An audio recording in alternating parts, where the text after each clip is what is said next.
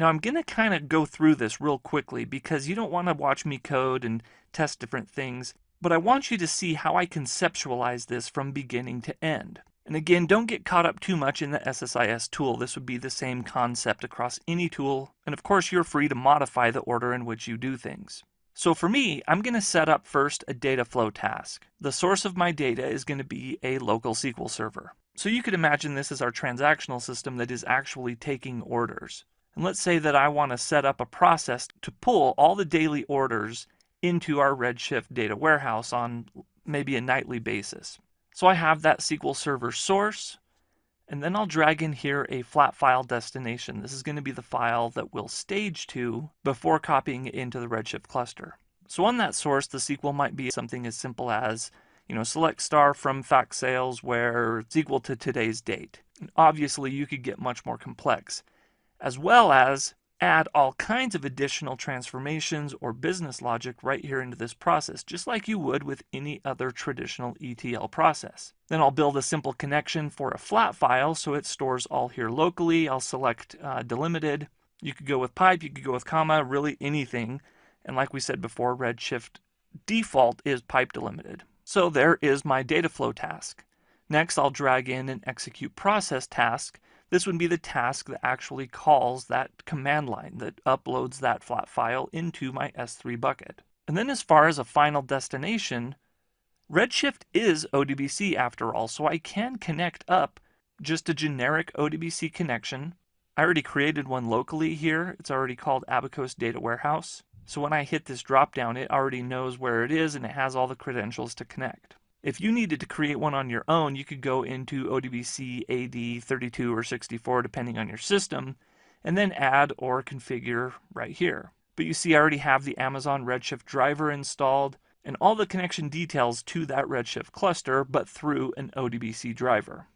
Very simple, very straightforward. Wiring up the execute process task to an actual command line file or a batch file is very simple as well. I won't make you watch me do that.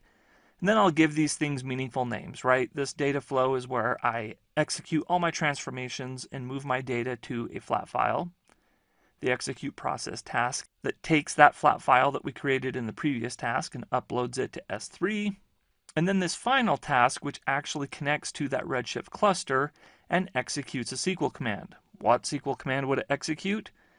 Well, you're probably sick of this one by now. Copy fact sales from, you get it. Enter in the S3 bucket source, just like we've been doing in the last 3 demos. Now, like any good tool, I could parameterize all of this and make it dynamic. So I could make it date-based, I could make it based on specific timelines. And within this tool, I can add error handling, I can log, I can create things into specific workflows, and automate it like I would any other task. Now remember that large-scale queries is what Redshift does really well. So if you need to do some type of query in order to do a transformation or a join between your local source of data and your Redshift data, you can connect through an ODBC connection and do that large-scale query, download your data, and then do the transformations or all that logic locally. If you need to do something like upserts, which is just a fancy term for a process that inserts if the data isn't there and updates if it is, again, I might look at either doing that locally or creating a stage table on my Redshift data, doing a copy process like we outlined here to get that data into your Redshift cluster, and then do the logic on the Redshift side.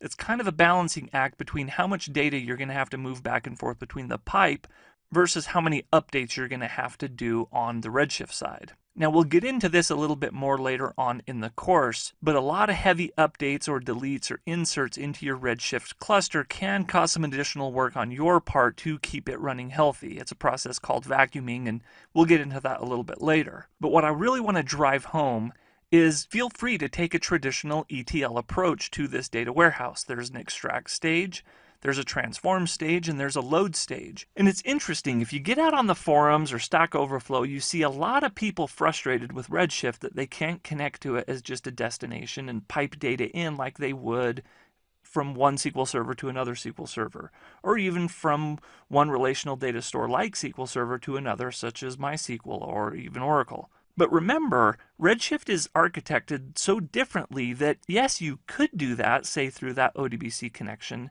but you're going to be frustrated with the speed very quickly. So my theory is work with each of your tools in the way that they were designed to be worked with. And that copy command really is one of the best ways to load data into Redshift.